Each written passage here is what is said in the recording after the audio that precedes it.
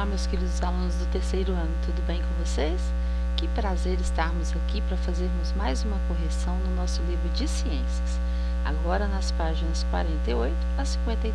Acompanhe com a sua professora a leitura e vamos recordar o que aprendemos. Como você viu, o planeta Vênus é popularmente conhecido como estrela d'alva ou estrela da alvorada. Inspirados pelo brilho de Vênus, os compositores Noel Rosa e Braguinha compuseram a música As Pastorinhas. Você lembrou que o planeta Vênus, ele é um planeta que parece, que tem uma luz própria, mas ele não tem não, é uma luz que é refletida do Sol. E ele brilha como se fosse uma estrela. Então os cientistas batizaram o planeta Vênus como estrela d'alva ou estrela do amanhecer, da alvorada. Por quê? Por causa do brilho que ele tem. Um planeta que nós ainda não conseguimos ter a exploração total dele, nós não conseguimos ainda saber se tem vidas em outros planetas, mas que é um planeta que possui um brilho intenso como se fosse uma estrela. Então os compositores fizeram a seguinte letra de música assim: a estrela d'alva no céu desponta e a luz anda tonta com tamanho esplendor. Que elementos do céu encantam e inspiram você? O que chama a atenção sua quando você olha para o céu? É o Sol, é as estrelas, os planetas, é a Lua? O que te chama mais atenção? Que faz com que você se sinta bem maravilhado pelos encantos do Sol, no nosso céu, no nosso universo? Você vai escrever aqui um pequeno texto ou uma poesia, por exemplo, um pequeno poema, falando das belezas que você gosta de ver no céu. E nas nossas aulas de MIT, a gente vai ter o prazer de apresentar para os nossos colegas. Muito legal, não é mesmo? A gente pode observar o que a natureza nos deu, que é muito perfeito. Nós temos um Sol que aquece da luz aos nossos planetas, nós temos uma Lua que é o satélite natural da Terra, nós temos os planetas que giram em torno do Sol. O nosso sistema solar, ele recebeu esse nome porque o Sol é o centro dele. É o Sol que aquece e ilumina todos os planetas. Sem o Sol, nós sabemos que não existiria vida na Terra. E o planeta ficaria congelado, ficaria frio. Por isso que nós temos o respeito ao Sol, principalmente nos períodos de Sol muito forte, a gente não ficar expostos. Porque os raios do Sol, eles podem danificar a nossa pele também. Existem alguns animais que possuem hábitos. São hábitos diurnos ou hábitos noturnos. O que significa isso? Que cada espécie tem um hábito de acordo com a espécie e um porquê desse hábito. Então vamos acompanhar a leitura.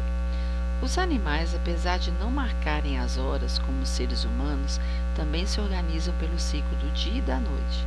Muitos animais ficam acordados durante o dia e vão dormir à noite.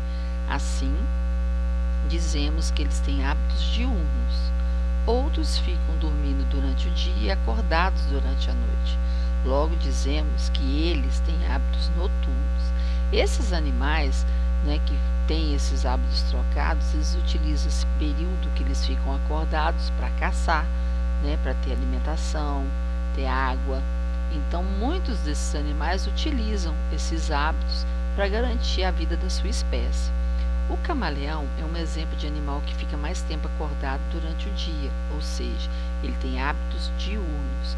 Ele usa a luz do sol para se camuflar e confundir com os ambientes. O camaleão, ele se camufla para ficar parecido com o local que está.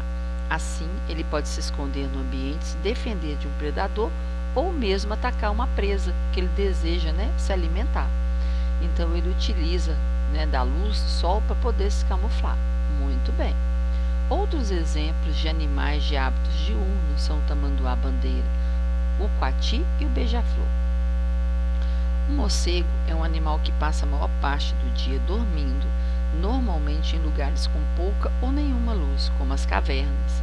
Durante a noite, ele acorda para se alimentar e realizar outras atividades. O morcego, ele não enxerga da luz do sol, ela ofusca mais ainda os olhos dele. Então o que acontece? Ele fica durante a noite voando, através de sons, onde ele percebe o som e o calor de pessoas, de locais onde pode ter alguma presa, para que ele possa se alimentar. e ele vive muito em ambientes como as cavernas, que são os ambientes escuros. Outros exemplos de animais de hábitos noturnos são algumas corujas, a barata, o escorpião, o vagalume, o pirilampo, o tatu e o gambá. Esses hábitos aí são hábitos noturnos, então eles saem à noite para poder caçar. Muitos caçadores gostam, de caçar tatu, e eles sabem que o tatu ele sai à noite para ele se alimentar. Então muitas vezes ele vira presa fácil desses predadores também e de caçadores. As plantas também podem se comportar de maneiras diferentes durante o dia e durante a noite. Muitas plantas abrem suas flores coloridas e soltam seu perfume de dia, atraindo insetos e aves. Outras, geralmente de flores brancas, abrem-se e soltam seu perfume à noite, atraindo morcegos e insetos noturnos. Nós temos plantas que elas se abrem de dia, os animais que estão acordados podem se alimentar, do adocicado que elas possuem. E já algumas outras plantas se abrem de noite, algumas flores se abrem de noite. E aí os animais desses hábitos noturnos, eles podem se alimentar. Cite agora 2 atividades que você faz logo depois que você acorda. Então, o que você tem costume de fazer quando você acorda? Escova o dente, toma café, toma banho. O que você faz? Então, você vai escrever aqui 2 atividades que você faz logo depois que você acorda. Você vai ao banheiro, o que você costuma fazer? Depois que você escrever essas 2 atividades, você vai citar 2 atividades que você faz antes de você ir dormir. As últimas coisas que você faz antes de se deitar e dormir é o quê? Você lê um livro, você escova os dentes, você janta, você assiste televisão, você brinca com o papai e com a mamãe. O que você costuma fazer? Então aqui você vai escrever 2 atividades que você faz após você acordar. E aqui você vai escrever 2 atividades que você faz antes de pegar no sono, antes de deitar e dormir, ok? Bacana. Agora, você ia fazer uma pesquisa na internet, ou mesmo pode perguntar ao papai e à mamãe sobre alguns hábitos desses animais que estão aí. Se são hábitos noturnos ou se são hábitos diurnos. Vamos ver se a gente consegue? Jaguatirica. A jaguatirica é um tipo de onça. Geralmente as onças elas dormem à noite à procura de alimento. Então elas têm um hábito o quê? Noturno. Muito bem. E o rato? O rato. Se ele aparecer de dia na casa de alguém, geralmente ele vai correr um sério risco de morrer, porque o rato tem doenças e principalmente a orina dele é muito prejudicial ao ser humano. Então o rato ele não se apresenta na frente de ninguém durante o dia.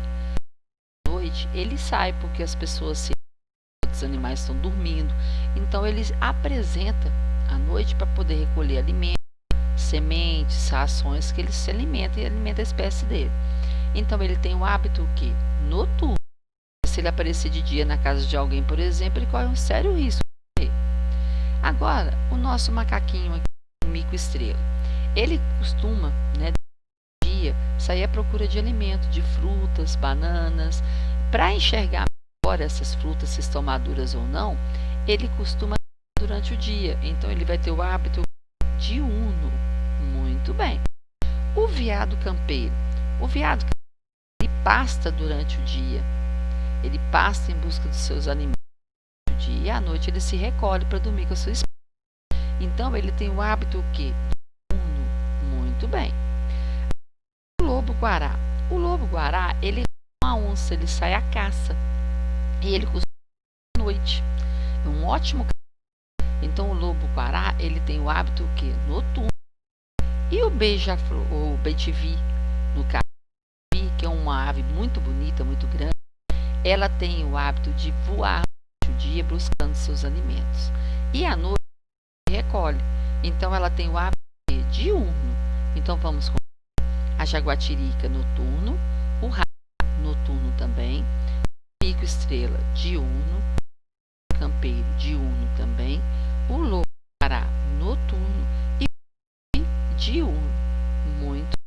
Agora vamos ver o fechamento do capítulo e a gente tirar todas as dúvidas que precisa.